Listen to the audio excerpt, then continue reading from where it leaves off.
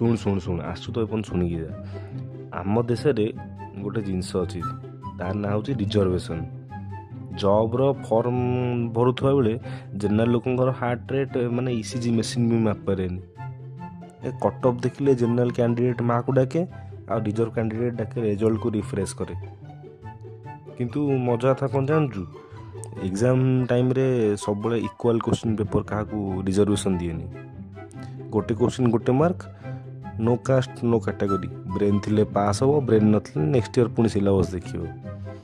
General କହିବେ ସବୁବେଳେ complain କରିବ ସିଷ୍ଟମ୍ ଅନଫେୟାର୍, ଆଉ ରିଜର୍ଭ ଲୋକ ସବୁବେଳେ କହିବ ହିଷ୍ଟ୍ରି ଅନଫେୟାର୍।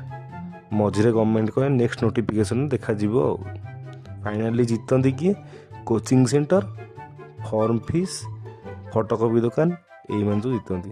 ଆଉ ଆମେ କରୁ କ'ଣ? ଡିବେଟ୍ କରିକି ଆମ ଦିନ ଯାଏ, ଭ୍ୟାକେନ୍ସି ପାଇଁ ଆଉ ଡିଲେ ସମୟ ଟାଇମ୍ କରିକି 5 ବର୍ଷ ପଳାଏ ଆଉ।